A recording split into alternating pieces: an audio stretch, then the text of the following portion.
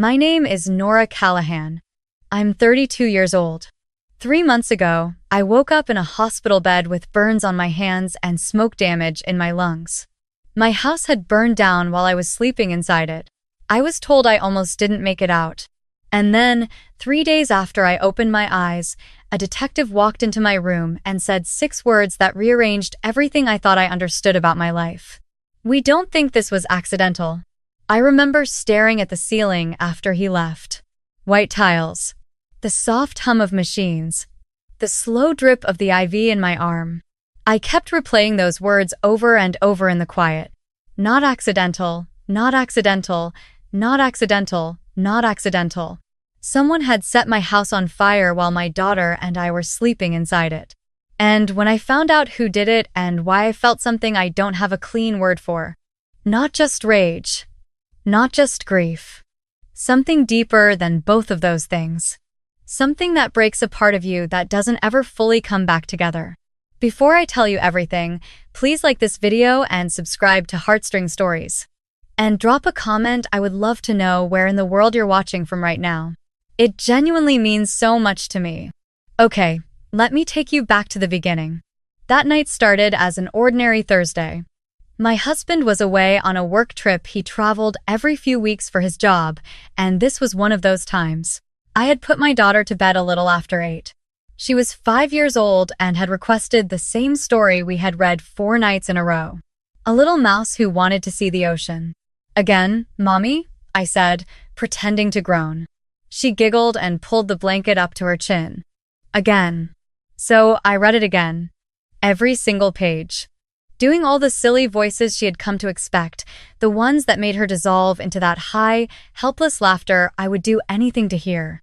When she finally went still and her breathing slowed, I tucked the blanket snug under her chin, kissed her forehead, and stood in the doorway for a moment just watching her.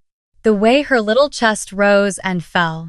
The way her eyelashes rested softly against her cheeks. I thought to myself, there is nothing more peaceful than this moment right here. I had no idea it would be the last night I'd spend in that house. I went to bed around 10:30. I remember checking my phone once, texting my husband goodnight, scrolling for a few minutes out of habit, then setting it face down on the nightstand. Sleep came quickly. The house was still. Everything felt calm and ordinary, in the way that ordinary nights do, unremarkable, forgettable, safe. Then, somewhere deep in the night, something shifted inside my sleep. A pressure in my chest, a thickness in my throat, a smell that didn't belong anywhere in my house. I opened my eyes and the room was wrong. A gray haze sat heavy in the air, the kind you feel before you fully see. I breathed in and immediately started coughing deep, violent, the kind of cough that seizes your whole body. I swung my legs off the bed. The floor was warm through my socks. I moved toward the door and touched the handle, and it was hot against my palm. Everything in me screamed not to open it, so I didn't. I turned to the window instead. I had a fire ladder stored under the windowsill. I had bought it years earlier, one of those practical purchases you make and file away hoping you never think about again. I grabbed it now with shaking hands. Then I heard my daughter crying down the hall. I don't fully remember what I did next. Memory does something strange. Under that kind of fear, it breaks apart, skips, loses its sequence. I know I went back out into the hallway. I know the smoke was so thick it burned my eyes shut. I know I found her room by touch and pulled her out of bed and pressed her against my chest as hard as I could. I screamed for help. I tried the stairs and the fire was already there below us, loud and consuming, the heat pushing up like a wall. I turned back toward the hallway window. I got the screen out. I can still hear my daughter screaming as I lowered her toward the neighbors who had gathered on the lawn below. I heard her cry when they caught her, and I thought, she's okay, that's her voice, she's alive. I tried to pull myself out after her. That's where my memory ends. I was told afterward that I passed out in the window frame. The neighbors pulled me out. I had second-degree burns on both hands and forearms. My airways had swollen from the smoke inhalation. I was put on a ventilator within the first hour of arriving at the hospital. I woke up 2 days later. The first thing I saw was my husband sitting right beside the bed with both of his hands wrapped around mine. His face was drawn and pale in the way of someone who had not slept in days, because he hadn't. He had gotten the call that same night and had driven straight through without stopping. He had not left the hospital since he arrived. "You're here," he whispered when my eyes found his. His voice broke on those two words. I couldn't speak yet. I squeezed his hand. My daughter was safe. That was the first thing he told me. "She's safe. She's with your mother. She's been asking for you every hour." The relief of those words hit me so hard I cried before I could form a single sound. My mother was in the corner of the room, and she came to me and held my face in both her hands and wept quietly. My best friend had driven up from 2 states away the moment she heard. The room was full of people I loved, and it should have felt like warmth, like safety. But there was something else underneath all of it, a tension I noticed even through the fog of pain medication and exhaustion. I could see it in the way certain members of my family watched my husband. Not openly, nothing you could point to and name. Just a coolness. A distance. The kind of look you give something you haven't decided whether to trust. I didn't understand it then. 3 days after I woke up, the detective came. He was calm and measured and deliberate with his words. He told me that the fire marshal had completed the scene assessment. They had found evidence of an accelerant, a chemical compound used to help fire spread rapidly applied along the exterior base of my house on 3 sides. They had also found that the exterior door locks had been engaged in a manner consistent with being set from the outside. "The fire was intentionally set," he said, "and it appears steps were taken to prevent easy exit." I understood the words individually. Together, they wouldn't become something real. Someone had brought chemicals to my house in the middle of the night. Someone had locked the doors. Someone had walked away and let it burn. "Is there anyone you can think of who might want to cause you harm?" the detective asked. I shook my head. Nothing came. My mind was still at the window, still hearing my daughter cry. That's when my mother stepped forward. She said it in a clear, certain voice, the kind of voice that tells you someone has been holding a thought for days and finally decided to release it. "We think it was her husband." The room went absolutely still. I looked at my husband. He had gone white. "That's not true," I said immediately. My mother continued. My aunt joined in. A third voice added something. And suddenly there was a current in the room, fast and building, a case being assembled out of suspicion and fear and a grief that had nowhere better to land. He had been conveniently absent that night. There was a life insurance policy. He had seemed distant lately. Something had been off. I kept saying no. He had held my hand through 19 hours of labor.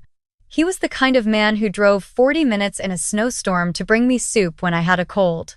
He had never once, not once, in 8 years given me a reason to be afraid. But they weren't listening to me. And the detective, doing his job correctly, asked my husband to come in for questioning. I watched my husband stand slowly. He looked at me across the room with an expression I will carry with me for the rest of my life. Not anger, not fear, but something quieter than either of those. The expression of a person who has just understood how fast the ground can vanish. "I didn't do this," he said softly. "I know," I mouthed back. They walked him out and the door closed, and the people who claimed to love us both stood around my hospital bed in silence, as if they had already delivered the verdict. I couldn't rest that night. The medication took the edge off the physical pain but left everything else untouched. I kept returning to the same fixed point. My husband was not capable of this. I knew that the way you know something that lives in your body, not just your mind. Deep and certain and not up for argument. But if he didn't do it, someone else did. And that someone had been to my house in the dark. That someone had a key, or a copy of one. That someone had known my husband would be gone that week. I started going through names slowly, the way you go through a drawer looking for something specific. Old conflicts, nothing serious enough. A dispute with a neighbor 2 years ago, resolved. An ex who had moved on completely and had no reason. And then, there was a direction I kept turning away from. A door I didn't want to open. Because behind it was someone I had loved my entire life without question. My sister. I pushed the thought away the first time it came. The second time, too. I told myself I was reading patterns into nothing, that trauma does that to a brain. But the thought kept returning, soft and persistent, like a sound just below the range of hearing that you start to notice only in the quiet. I began thinking through specifics from that hospital bed, since I couldn't go anywhere yet. What time had the accelerant been applied? Between midnight and 2 in the morning. Was there any camera footage from the neighborhood? Some, grainy, showing a figure in dark clothing, inconclusive. What about the door locks? Could they be engaged from the outside with a standard key? Yes, or a copy of one. A copy. My husband had one, my mother had one, my best friend had one. And my sister, she had borrowed mine 2 years ago to water plants while we were on vacation. I had meant to get it back. She had said she'd get to it. I never followed up. I didn't say this out loud. I wasn't ready. I had nothing except the shape of a feeling and a question she had asked me on the phone a few weeks before the fire, almost in passing. When is your husband traveling next? I need to stop here for just a moment and ask, where are you watching from right now? Seriously, drop it in the comments. Whether you're curled up at home in the South, driving through the Midwest, or watching from somewhere across the world, I read every single comment, and it means more than you know. Okay, back to the story. The next few days were difficult in a particular way. My husband was released after questioning. There was nothing concrete connecting him to anything, no evidence, no motive that held up, and he came back to the hospital and we held each other without speaking for a long time. But the accusation had done its work. The distance between him and certain members of my family had calcified into something that wouldn't easily thaw. My mother barely made eye contact with him. My aunt found reasons to leave when he entered the room. It hurt to watch. But what hurt more, underneath that, was knowing that whoever had actually set that fire was counting on exactly this kind of fracture. My sister visited me twice during those weeks. Both times she was warm. She sat close. She held my hand. She said how terrifying it must have been, how grateful she was I had made it, how she couldn't stop thinking about me. And both times, something in it felt slightly off, the way a song sounds wrong when one note is just barely out of tune. You can't always name what's wrong. You just feel the dissonance. But I had nothing. A borrowed key and a phone question and a feeling I was still too scared to fully name. Then my mother called. It was an evening in late October, the sky going dark early the way it does that time of year. She called and her voice was low and careful, like she was moving around something breakable. "Can I come by tomorrow morning?" she asked. "I need to tell you something in person." She came the next day.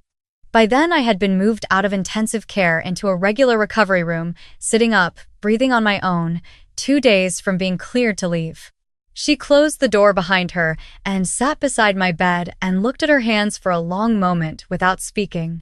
"I know something," she finally said. My body went completely still. She told me she had stopped by my sister's house 2 days earlier, unannounced, the way she sometimes did. The back door was open and she had walked through. My sister hadn't heard her come in. She was on the phone, my mother said. I could only hear her sigh. She paused. She was angry, talking fast. And she said, my mother's voice failed for a moment. She pressed her lips together and steadied herself. She said she didn't think you were going to come back from this one. The air left the room. My mother went on. My sister had said something about the will, about how things would finally be different now, about how she would finally get what she deserved. I knew the history. When our father passed away 4 years ago, he had left behind a piece of land that had been in our family for generations, valuable now, in a way it hadn't been before, because of how the surrounding area had developed. His will had split it equally between my sister and me. My sister had disputed it from the beginning. She had argued that she deserved more, that she had sacrificed more, that equal wasn't fair. I had tried to make peace with her more times than I could count. I had offered compromises. She had turned them all away. Eventually, I had stopped trying and told myself she would come around eventually. I had moved on. I had believed she had too. I was wrong. "Mom," I said slowly when she finished. "Did she see you?" "No," she said. I left before she noticed. I asked whether there was any chance she had misheard, misunderstood the context. My mother looked at me the way only a mother can, with complete steadiness and complete sorrow and no room for false comfort. "I know my daughter's voice," she said quietly. "I know what I heard." We sat in silence for a while. The gray October light came through the window, flat and cold. Then my mother reached into her coat pocket and set her phone on the bed between us. "After I went home," she said, "I drove back. I looked at the phone. I parked down the street.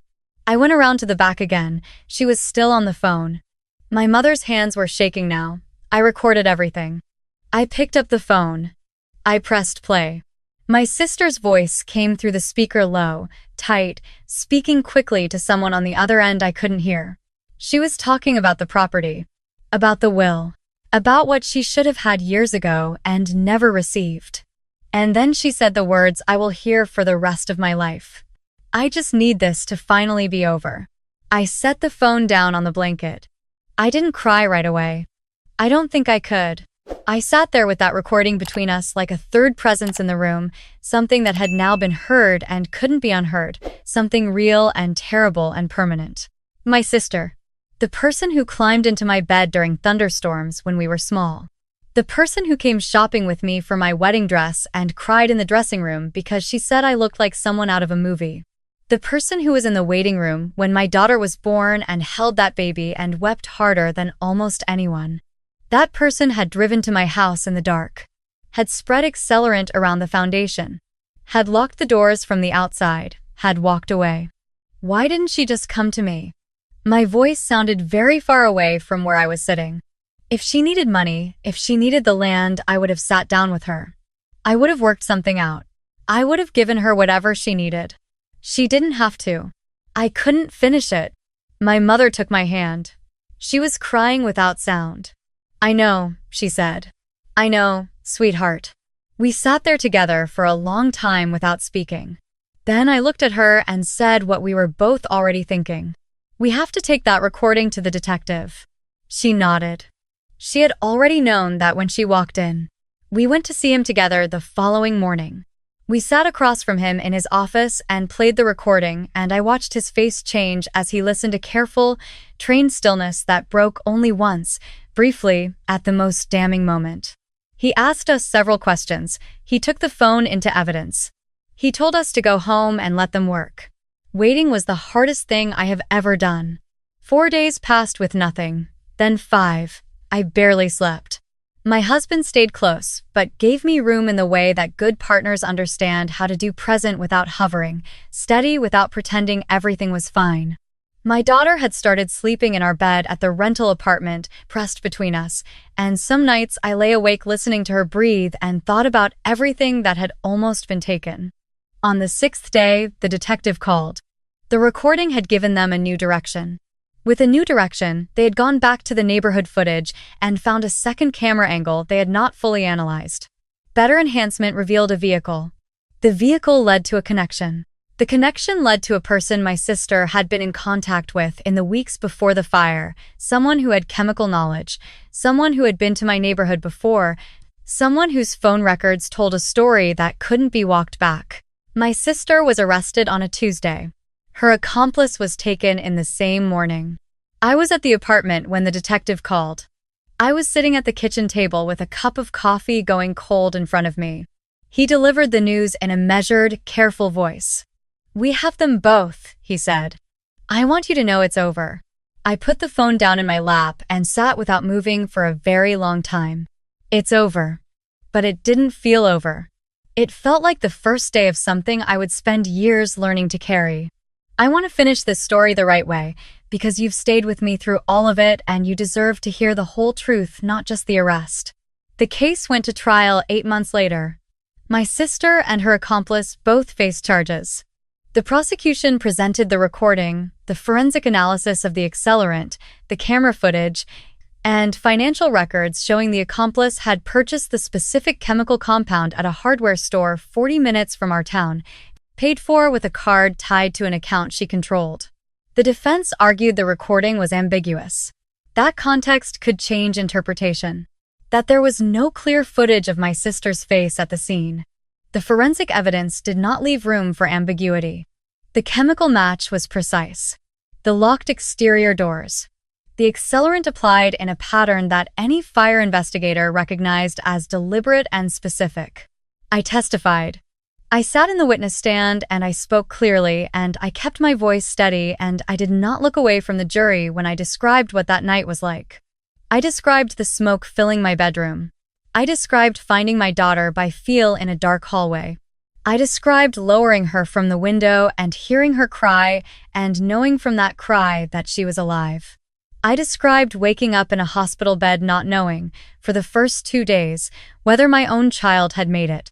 Near the end of my testimony, I looked at my sister for the first time since everything had come apart. I don't know why I did it.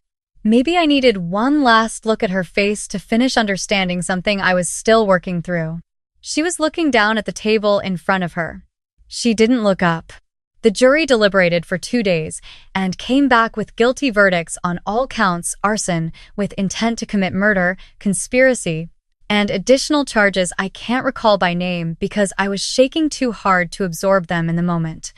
My sister was sentenced to 14 years. Her accomplice received 11. Before the sentencing was delivered, the judge made a statement I have thought about many times since. He said that of all the cases that came through his courtroom, those involving betrayal by a family member carried a particular and unique weight. Because the victim's loss is doubled, they lose not only what was taken from them in the crime itself, but the person they believed the perpetrator to be. And that second loss, he said, is the one that follows people home. He was right about that. I didn't just lose my house that night. I lost the version of my sister I had believed in my entire life. The one who was afraid of thunder. The one who cried holding my daughter. I don't know what to do with her now. I don't know if she was ever the person I thought she was, or if I simply never had the full picture. Both possibilities hurt in different ways.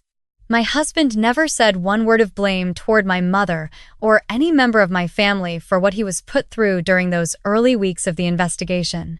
Not a single word. The evening the verdict came in, he made dinner for the 3 of us.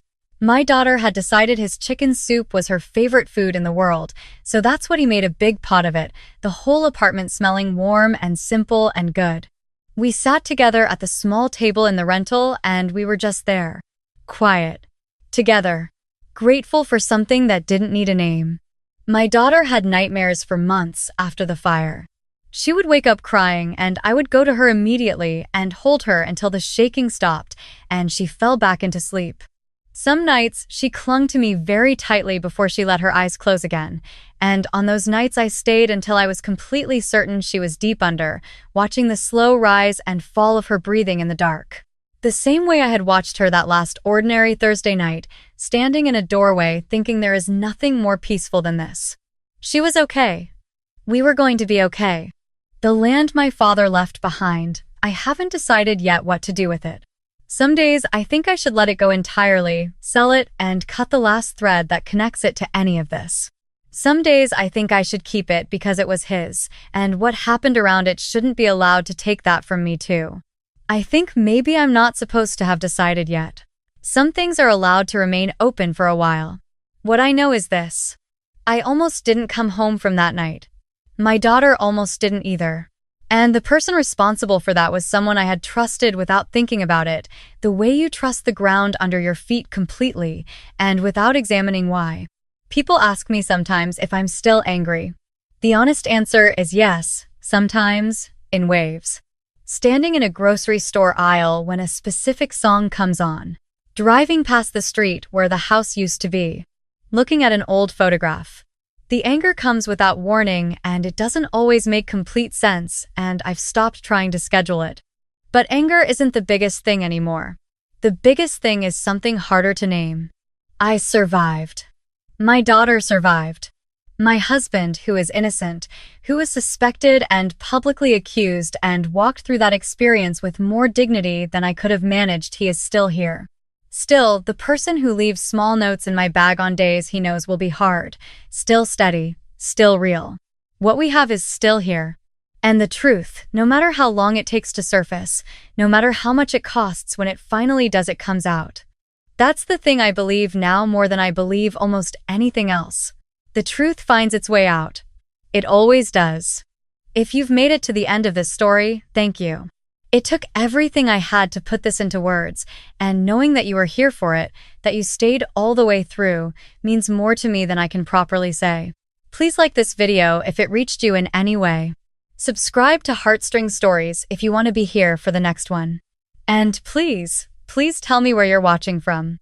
I read every comment, every single one. Hold your people close tonight. And remember, the ones who stay when everything falls apart, those are the ones worth everything.